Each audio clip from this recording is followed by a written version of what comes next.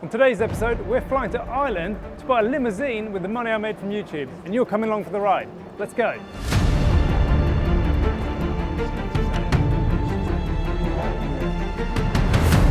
I'm in first class.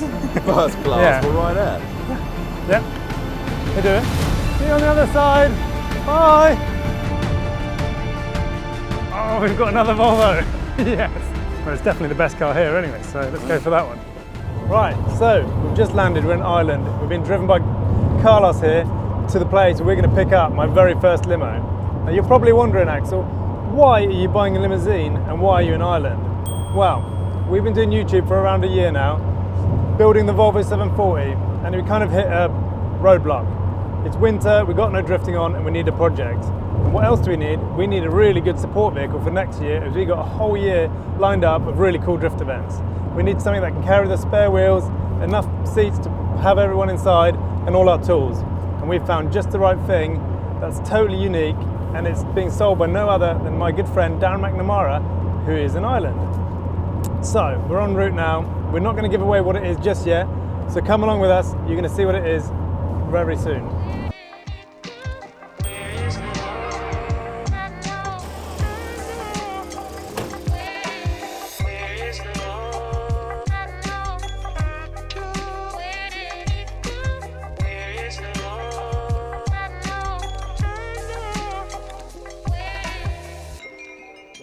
Right guys, so we've made it here to Group D Motorsport. Took us about 45 minutes from the airport, and we are super excited to see this limo. We haven't seen it yet, but before we do that, we're going to go in, meet Darren, and show you some of the cool stuff that he's got going on here today. Right Darren, we've made it. How's it going? Hey buddy, how are you? Yeah, finally here. Well, I've known you for, God, like probably Too long. Darren is actually one of the reasons I probably got into drifting. Back in the day of Autosport show, when I didn't even know what drifting was, we were there with our race fuel stand. Darren I always sold it to you, didn't I? Yeah, Darren kept sowing the seed. You need to buy a Sylvia. You need to buy a Sylvia. Planted my seed. Yeah, whilst trying to get some sponsorship in race fuel, and then we ended up getting one, and it's been an expensive journey ever since. So thanks, Darren. You're welcome. Yeah. So, and now we're here full circle to buy something pretty special, which we're going to go look at in a little bit. But first of all, just wanted to say, well, maybe you could introduce yourself and Group D. Yeah. So I'm Darren. I'm the fault he got into drifting. This is Group D. We sell old cars to unsuspecting buyers. And yeah, we just we fix things basically, mainly things that other people can't fix or doesn't exist. So lots of fancy cars, lots of things needing engineering and making, and solving problems, making new products. That's kind of what we're into. But of course, we do the mundane to the ridiculous, basically. Yeah. That's what we're kind of known for, is the ridiculous, I think. Worldwide shipping, we do all the parts and everything. So he doesn't buy a lot of parts off me anymore because he's not in the EU. But what he didn't mention as well is Darren is one of the OG drifters in Ireland, and one of the few who's drifted at Formula Drift as well. So yeah, so around. That is the first ever Irish drift car. So that was 2005 I built that. So it was 2006 Irish Championship winning car, and then went to Formula D, Rookie of the Year winning car in Formula D. So it's probably one of the only Irish cars to go to America and come back, basically. So it's been a long journey. Yeah, it's been 20 years of drifting, which is far too many, but it's enough for anybody. But it's been good. It's built the whole company. It was amazing back in the day. It was just something I wanted to do, and I ended up building the first car. The done thing back then was to just import a Japanese car, and it either drifted good or it was crap. And no one really knew why, but then I actually went and built the first one in a shed just up there. Yeah, that was the start of the journey, and it's taken us here, so it's been a bit of it's been a good one, but it's been an interesting one for sure. Yeah, and at the moment you're fixing the Drift Game Supra. The last time I saw this car, unfortunately, was in my rearview mirror, getting absolutely smashed to pieces because everyone struggled with driving it, right? Correct, yeah. And so it's our job to fix it, make it not bad to drive, which is going to be tricky. Yeah, no pressure on that one. Yeah, exactly. Yeah, so, right, should we take a look at the car? We haven't told you guys what it is we came to buy. Right, so he walked into this is what we came to buy. We haven't told you what it is yet. What we told you is going to be a support car for my Volvo. It's a limousine, which is pretty cool on its own. I've always wanted to own one. and maybe some of you have guessed it, but here it is. It's a 1990 Volvo 740 stretched limousine that we are going to turn into the ultimate pit vehicle.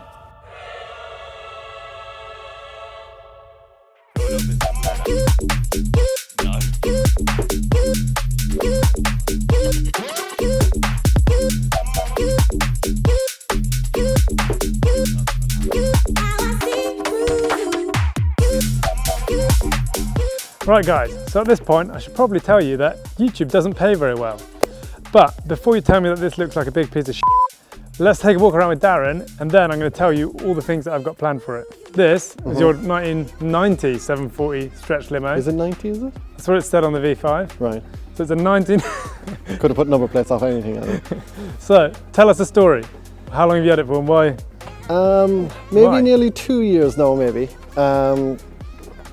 So I have a 740 saloon. I'm a bit of a Volvo nut. I was into Volvos before you, like everything. You just copy me all the time. So I have a 740 saloon that I always wanted, a turbo one, but it was auto. And then I bought a 940 manual to swap the gearbox into it. And then this came up for sale with the engine gone in it.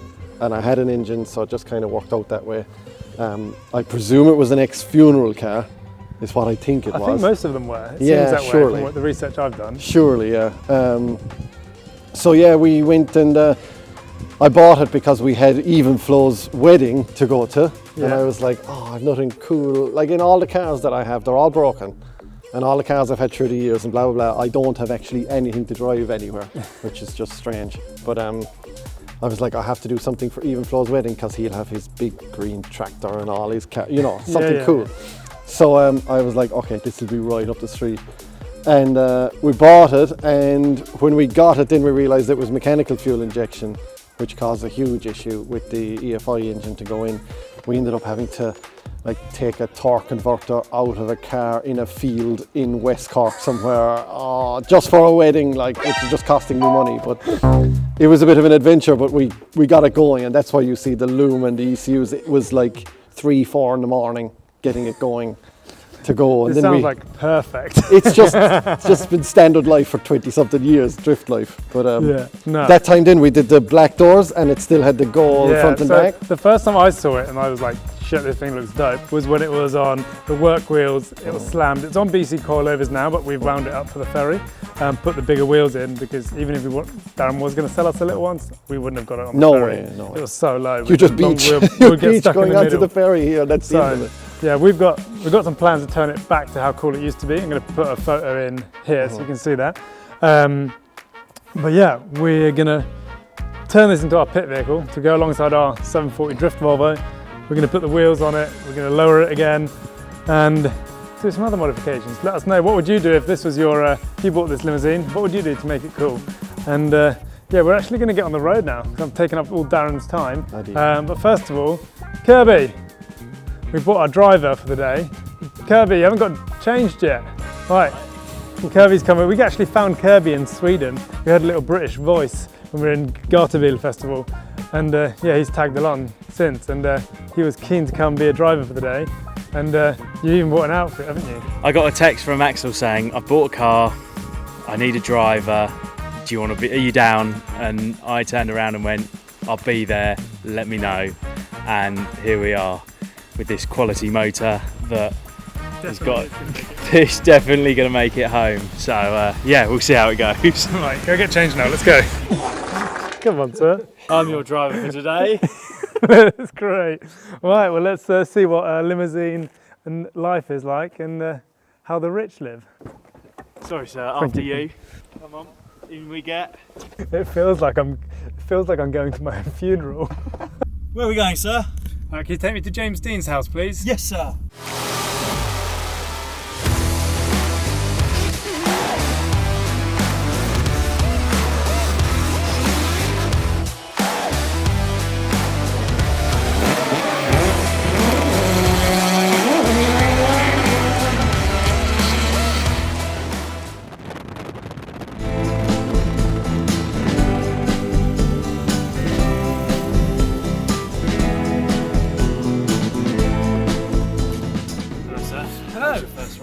I like the leg room, it's slightly damp.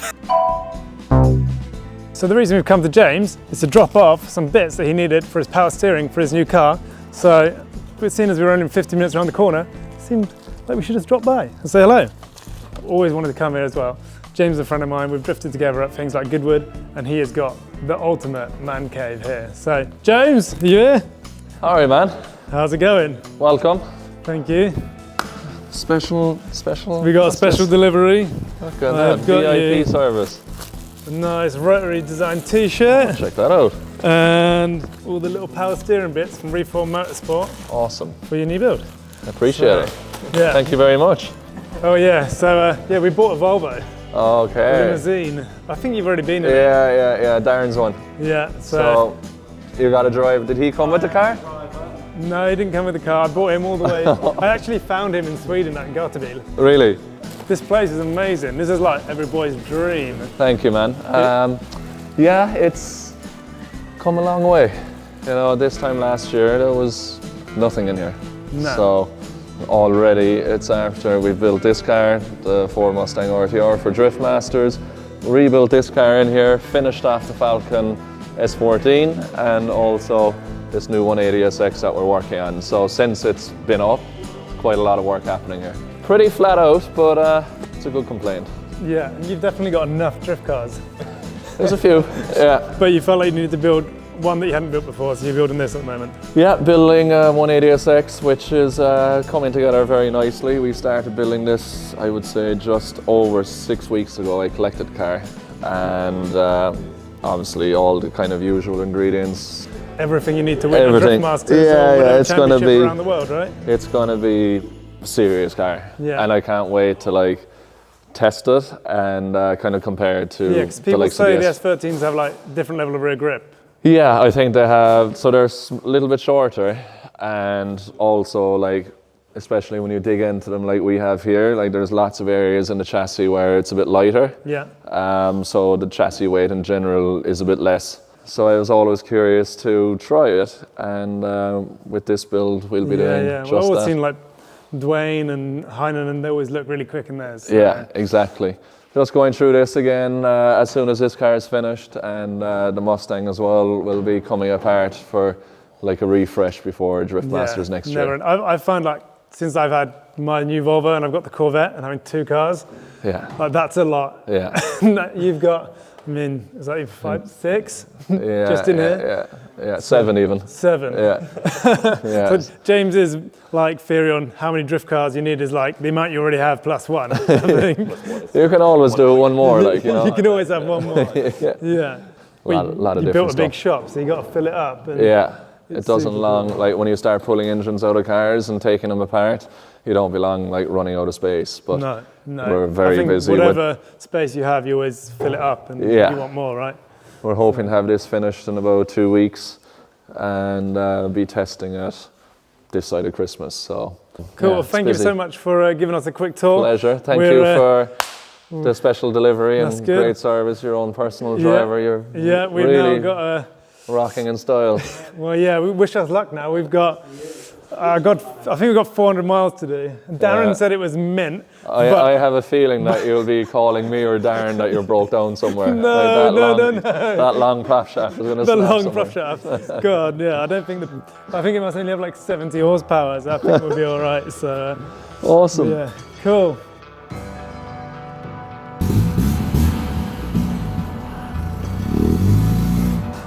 Right, so that's the end of day one. We haven't broken down yet. We've got some weird knocking noise, or tapping noise, which can't work out what it is.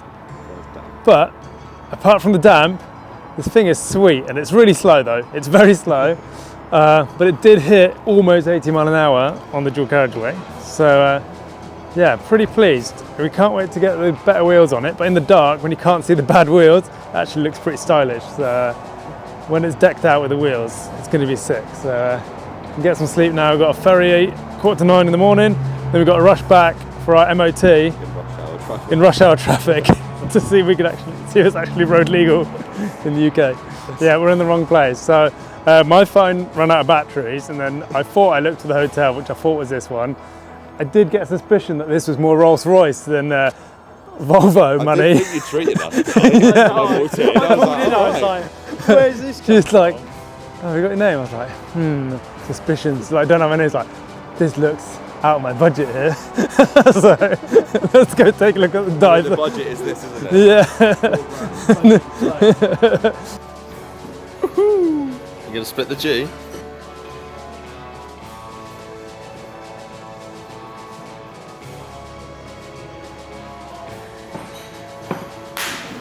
Is he actually? You have. I know, if I look at this now that I've moved it on the wonky table, it's good.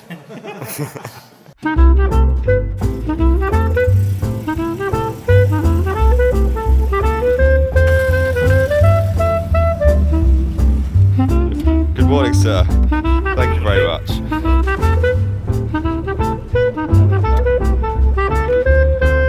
Morning Maccas.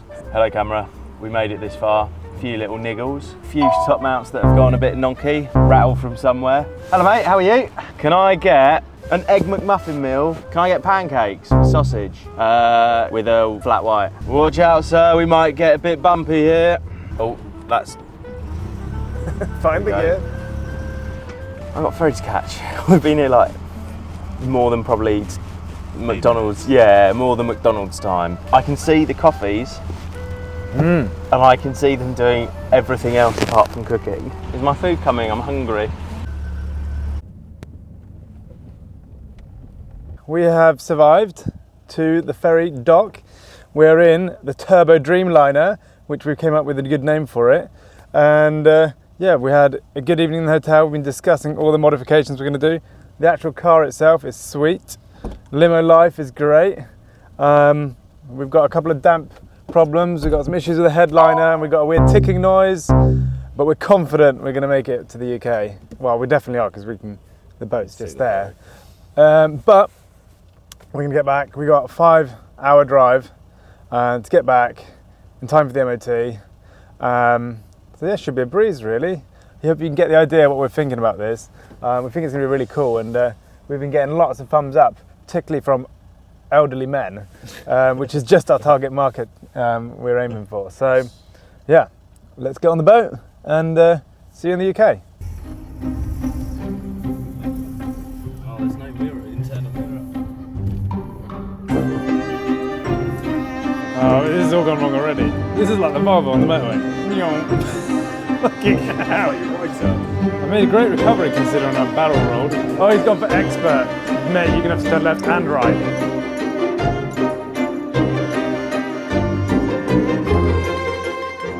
Right, we're back in the UK. It's not as sunny as it was in Ireland, but we've finally got some good petrol. We've got 97 octane Ultra Boost. Yeah, E5. We're gonna treat the old girl. We've got 5 hours left to go now. Got to drop the driver off en route. And so far we're ticking along nicely. This thing is so good to drive. This was bought as something that would be a funny thing to look at, and I wasn't really fussed about how it drove. It is dead slow, Darren warned us about that, but it's really smooth. It has like 1 speed, and that's the speed limit, which is quite nice. It's pretty cool. The amount of space in the back is really good. It needs some cup holders, so that's a central mod that we've discovered. We're not going to do anything about the power yet. Maybe we'll do that next year. Once we've done all the other mods, we'll crack on for a bit more, and then we're going to talk about what this thing actually cost us and how much money we made on YouTube. Right guys, so we are cruising at a steady 60 miles per hour in the Turbo Dreamliner on the border of Wales to England. And one thing I realised we haven't talked about yet in this video is the YouTube money side of things. We put that in the title, so I figured we probably should talk about that. We said we bought this with YouTube money, and we did. We put every penny that we made from YouTube in this last year into this. And that was all possible because you guys watching it.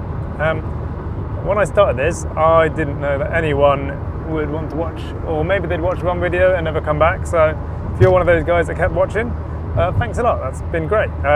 It's really cool, and it's the reason why we can keep doing cool stuff like this. It didn't actually pay for all of the Volvo, I must add. I think we've had just over 400,000 views, which is what YouTube pay you on, and I think last time I checked, that was about £1,300. So although Darren did me a good deal, it wasn't quite so good, but we have topped that up with the money that we made from merchandise, which I don't think we would have been able to do if we hadn't done the YouTube channel. So I'm going to put those things together, and when we put together the few £1,000s with the merchandise stuff and the YouTube money, we're pretty much there where the Volvo is. So we're broken even if you totally forget all the costs involved in making the YouTube video, which add up to a small fortune. But we'll ignore that because we've got some awesome partners on board, sponsor the channel, brands that we work with, that seem to have liked what we've done. They like the promotion side of things, and that is the only real way you can make money on YouTube, because the views, unless you're doing millions, don't really count. And especially when you've got a niche following like drifting, you have to work with brands that see the value in that. So thank you to all the partners that work with us and those that want to carry on for next year. And yeah, that's kind of got us to where we are. So we've got this Volvo now. We've got to find some more money to get this thing completely finished. But also, just to touch on the limousine side of things, when I was little, and most people have probably thought about this at one time, seeing somebody in a limousine, you knew that they were successful. It was a cool thing to do. At one point, I think in the kind of late 90s, that limo is what everyone went around in. If you're a famous person or a successful CEO or something. Nowadays, people are a bit more discreet. Blacked out SUVs, maybe even like a Vito or something, all the comfort in the back. But what that has done is it's left a lot of really cool vehicles available for sale really cheap, such as this one, which is a lot of fun. So if you're looking for a project, you don't need something that's really fast. You want something you can take your friends in or your family. Limousines are the one. If you're not into a Volvo, you can get an even better deal on like the old American ones that can already come with a minibar, so you don't have to do that yourself. So far, limousine life is great. I would recommend. We'll see how that goes, but I think it's going to be really cool. It's going to be a really cool building a pit vehicle to go alongside the Volvo. I can't wait to get back and put them side by side, start the next bit of modification and putting on the ramp, seeing if she really is as mint as Darren says. Right, so I think I spoke too soon. That little ticking noise turned into a very large vibration, so we pulled into the services and we can't find anything loose on this side, so we're going to jack up the other side now. Luckily we actually had one of these, and then see if there's anything wrong on the left. It's been plain sailing, very smooth, and all of a sudden it's not very smooth, so there is play. Right, Louis, I think I need a hand. Can you wiggle it left and right? There's the inner tie rod, I think.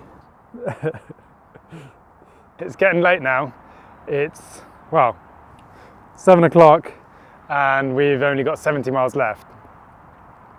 We think we found the problem. I think it's in the tie rod.